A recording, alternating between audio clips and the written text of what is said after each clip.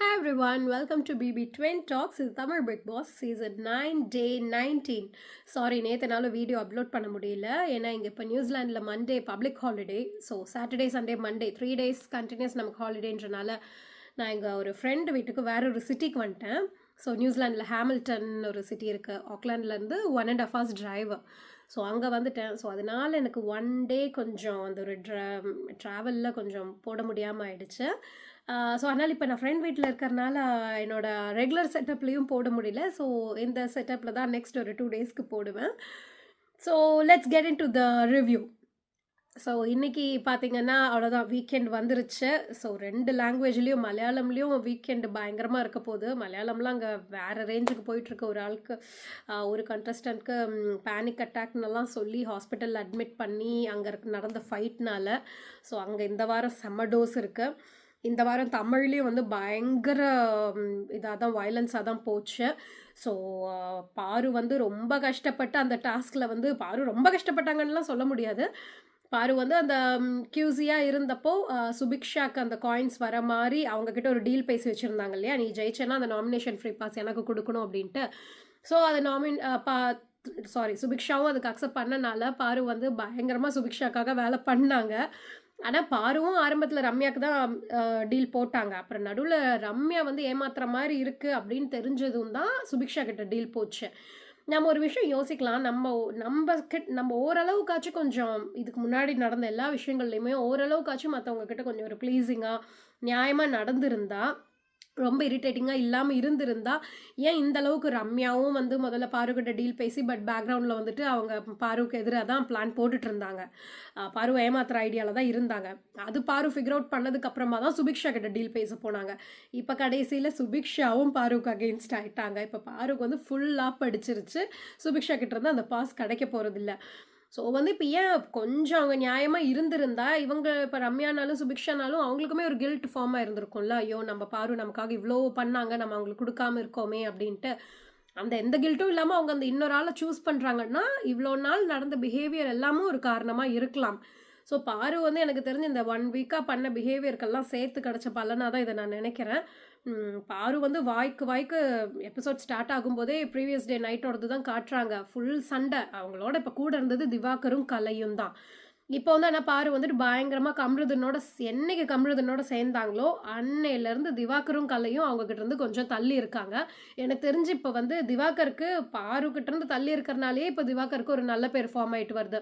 ஏன்னா பாரு வந்து அந்தளவுக்கு அவரை வந்துட்டு இந்த டாஸ்கெல்லாம் நடந்தப்போ ஃபுட் விஷயம் சொல்லி அவரை கலாய்க்கிறது, நீ என்ன என் கூடவே நிற்க மாட்டேங்கிற.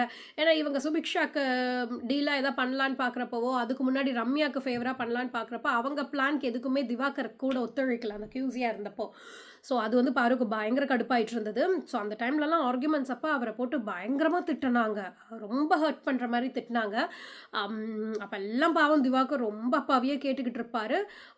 ஆனால் ஒரு பாயிண்டில் வந்துட்டு கமருதன் கிட்ட உட்காந்து பேசிகிட்டு இருக்கிறப்ப அவங்க பேசுவாங்க, நம்ம வந்து திவாகரை வந்து இந்த கியூசி இந்த டாஸ்க் முடிகிற வரைக்கும் நான் என் கையிலே வச்சுக்கணும், அதுக்காக தான் இப்படிலாம் சோப்பு போட்டுட்ருக்கேன் அப்படின்ட்டு. ஸோ பாருவும் இது முதுகில் குத்துற வேலை தான் பண்ணுறாங்க. ஏன்னா கம்ருதனுக்கும் திவாகருக்கும் அவ்வளோ சண்டை போயிட்டுருக்குது. திவாகரை வந்து கம்ருதன் வந்து உருண்டை, காமெடி பீஸு, தர்பீஸு அப்படி இப்படின்னு போட்டு ஃபுல் பாடி ஷேமிங் தான் பண்ணுறாரு. ஆனால் அவங்க கூட நான் வந்து திவாகரோட ஃப்ரெண்டுன்னு சொல்லிட்டு யார் திவாகரை இந்த அளவுக்கு பாடி ஷேம் பண்ணுறாங்களோ அவங்க கூடயும் சுற்றிட்டு இருக்காங்க பாரு.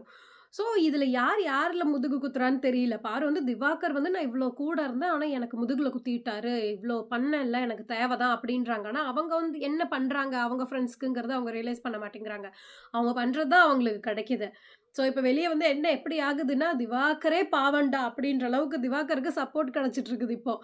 ஆனால் திவாகர் கேர்ள்ஸ் விஷயத்தில் ரொம்ப கேவலமாக தான் பிஹேவ் பண்ணிகிட்ருக்காரு. நான் அப்சராவோட இன்டர்வியூஸ்லாம் பார்த்தேன். அவர் லிட்ரலி வந்து ஒரு சில கிளிப்ஸில் பார்க்குறேன், அப்சரா, ஆரோரா இவங்களெல்லாம் போய் ஸ்னிஃப் பண்ணிட்டு இருக்காரு. ரொம்ப கேவலமாக இருக்குது.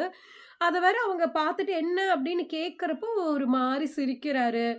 பாரு தோளில் போய் சாயறாரு. பாரு ஒரு பாயிண்ட் ஆஃப் டைமில் லைக் தள்ளிப்போ அப்படின்னே சொல்கிறாங்க. ஸோ கேர்ள்ஸ் விஷயத்தில் கொஞ்சம் அவர் யாரோ ஒரு பொண்ணு ரெஸ்ட் ரூம் யூஸ் பண்ணுறப்ப கூட டக்குன்னு போய் ஓப்பன் பண்ணிட்டாங்க அப்படின்னு அது ஒரு இஷ்யூவாக போயிட்டுருக்குது. ஸோ இப்போ எபிசோட் ஸ்டார்ட் ஆகும்போதே வந்து கம்ருதனுக்கும் திவாகருக்கும் பாரு வந்து திவாகர் கிட்ட சொல்லிட்டு இருக்காங்க. இந்த மாரி நீ வந்துட்டு சுபிக்ஷா விஷயத்துல வந்து ரொம்ப இது பண்ணிட்ட. சுத்தமா நீ நியாயமா நடந்துக்கல அப்படின்னு ஃபைட் பண்ணிட்டு இருக்காங்க. அப்ப கம்ருதீன் தான் இப்ப எல்லாத்துக்கும் பாருக்கு கூட தானே. உடனே பாருக்கு சப்போர்ட்டா பேசுறேன்னு சொல்லி அவரும் திவாகர போட்டு பயங்கரமா கத்திட்டு இருப்பாரு. அப்ப வந்து திவாகர் "ஏய் நீ எல்லாம் என்ன பேசுற?" அப்படின்னு சொல்லி ஆர்குமென்ட் வரப்போ, கம்ருதீன் யூஸ் பண்ண டெர்ம்ஸ் எல்லாம் இதுதான். நீ வந்து பொண்ணுங்க கிட்ட "டேய் பொம்பள பொறுக்கி" அது இதுன்னு கூப்பிடுறாரு. திவாகரும் உடனே வந்துட்டு, "நீ எல்லாம் ஒரு ஆளா? என் பேக்ரவுண்ட் என்னன்னு தெரியாம பேசிக்கிட்டு இருக்கான். நான் படிச்ச படிப்புக்கெல்லாம் இவனுக்கெல்லாம் இறங்கி நானு பேசினா, என்னோட ஸ்டாண்டர்ட் என்ன ஆவறது?" அப்படின்னு அவரு உடனே கனி கிட்ட கம்ப்ளைண்ட் வச்சுக்கிட்டு இருக்காரு. கொஞ்சம் ஒரு மாரி ரொம்ப ரூடா தான் போகும். அடிதடி தான் ஆவல. எனக்கு தெரிஞ்சு கூடிய சீக்கிரம் கம்ருதீன் ரெட் கார்ட் வாங்கி வெளிய போயிடுவாருன்னு நெனைக்கிறேன். ஏன்னா, அவருக்கு அந்த ஆங்கர் கண்ட்ரோல் சுத்தமா இல்ல. ரொம்ப ரைஸ் ஆகுறாரு. ரைஸ் ஆகும்போது அடிக்க தான் போறாரு அவரு.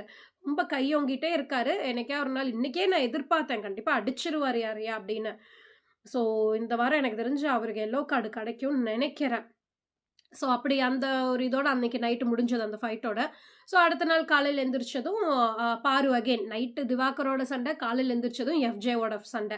எஃப்ஜேவ நோண்டிட்டே இருப்பாங்க. டேலண்ட் இல்லாதவன், அது இதுன்ட்டு கிச்சன்ல. இப்ப பாரு லிட்டரலி ஒரு மாரி இரிட்டேட்டிங்கா வீட்ல இருக்கிற எல்லார் கூடயும் ஃபைட் தான் பண்ணிட்டு இருக்காங்க. இதுல அவங்க எப்படி மேபி கிரியேட் பண்றாங்கன்னா, எல்லாரும் எனக்கு அகைன்ஸ்ட் அப்படின்னு சொல்லிட்டு அந்த மாரி ஒரு கேம விளையாடுற மாரி தான் தெரியுது.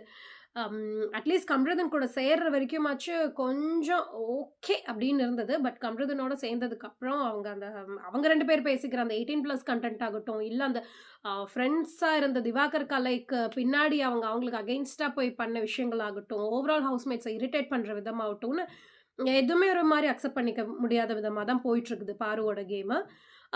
அதுக்கப்புறமா அந்த வொர்ஸ்ட் பெர்ஃபார்மன்ஸ் அனவுன்ஸ் பண்ண சொல்றப்போ, ஆப்வியஸ்லி ஹோல் ஹவுஸ்ல மெஜாரிட்டி 80% எல்லாமே பாருவையும், கமருதீனையும் தான் சொல்லுவாங்க. ஆ அது முடிச்சுட்டு பெஸ்ட் பெர்ஃபார்மர்ஸ கேட்கிறப்போ, எல்லாரும் விக்ரமையும், பிரவீனையும் சொல்லியிருப்பாங்க. ஆப்வியஸ்லி விக்கல்ஸ் என்ன அந்த அளவுக்கு பண்ணாருன்னு எனக்கு தெரியல. பட் ஆனா பிரவீன் வந்து அந்த பா பாட்டில்ஸ்லாம் வரப்போ வந்து பயங்கர ஹார்ட் ஒர்க் போட்டு போய் எடுப்பாரு. நெறைய கேதர் பண்ணியிருப்பாரு.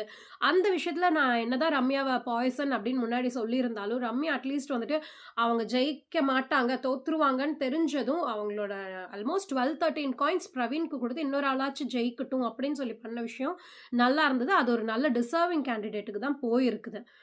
நல்ல ஒரு விஷயம். பிரவீனும், விக்கியும் பெஸ்ட் பெர்ஃபார்மர்ஸா செலக்ட் ஆனது. வொர்ஸ்ட்டா செலக்ட் ஆன கனி அண்ட் கம்ருதீன் இப்ப ஜெயிலுக்கு போறாங்க. அதுல பார்த்தா ஈவன் கலை கூட வந்து கனிய தான் வந்து சாரி பாரு அண்ட் கம்ருதீன் வந்து ஜெயிலுக்கு போறாங்க. அதுல கலை கூட வந்து பாருவ தான் வந்து சொல்லியிருப்பாரு வொர்ஸ்ட் பெர்ஃபார்மர்ன்னு. அதுக்கு உடனே ஆரம்பிச்சுருவாங்க. இவ்வளோ நேரம் வந்து திவாகர குறை சொல்லிட்டு இருப்பாங்க பாரு. ஜெயில்ல உட்காந்துக்கிட்டு, "என்னடா இந்த கலை வந்து என் முதுகுல குத்திட்டான்.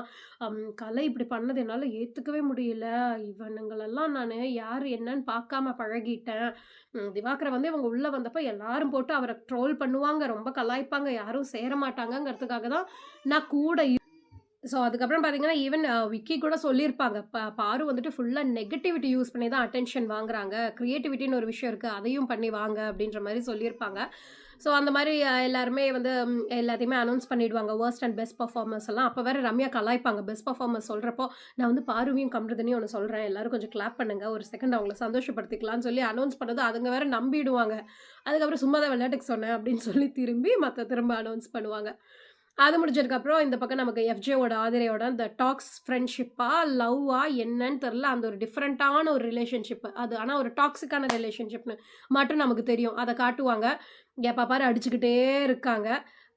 அப்போ வந்துட்டு ஆதிரை வந்துட்டு அதாவது சபரி வந்து கன்வின்ஸ் பண்ணனால தான் நான் உன்கிட்ட பேசினேன். உன்ட்ட என்னால நீ வந்து நேத்து நைட் அழற மாரி இருந்தது. அப்ப பார்த்தா ஆடியன்ஸ் தப்பா எடுத்துப்பாங்க. என்னால ஒரு பொண்ணு அழுதுட்டான்னு. அந்த ரீசனுக்காக தான் நேத்து நைட் நான் உன்ட்ட வந்து பேசினேன். இல்லன்னா பேசியிருக்கவே மாட்டேன். அப்படின்ற மாரி எஃப்ஜே சொல்லியிருப்பாரு. அதெல்லாம் செம காண்டாயிட்டு கத்திட்டு இருப்பாங்க ஆதிரை. சபரி கிட்ட போய் உன்ன நான் கன்வின்ஸ் பண்ண சொன்னேனா, என்ன ஒண்ணு இவன் பேசினா நல்லா பேசணும். இல்ல பேசலன்னா பேசாம இருக்கணும். இவன் ஒரு நாள் வந்து பயங்கரமா என்கிட்ட பயங்கர லவ்ஸா பேசுறான். இன்னொரு நாள் வந்து சண்டை போடுறான். ஏன் இப்படி பண்றான்னு சொல்லிட்டு ஆதிரை பயங்கர கத்துவாங்க. அப்ப எஃப்ஜே ஒரு கிளாரிஃபிகேஷன் குடுப்பாரு. இவ அன்னைக்கு சொன்னா, இந்த மாரி உன்னால நான் வந்து வீக்கா ஃபீல் பண்றேன். நீ என்கிட்ட பேசலன்னா, நான் வந்து அந்த ஸ்டார்ட்டிங் நம்ம ரிவ்யூ ஆரம்பிச்சப்ப சொல்லியிருப்போம். நான் கூட கேட்டிருந்தேன். இந்த மாரி 2 வீக்ஸ் கூட ஆவல. அதுக்குள்ள இவ்ளோ க்ளோஸ் ஆக முடியுமா? அப்படின்னு.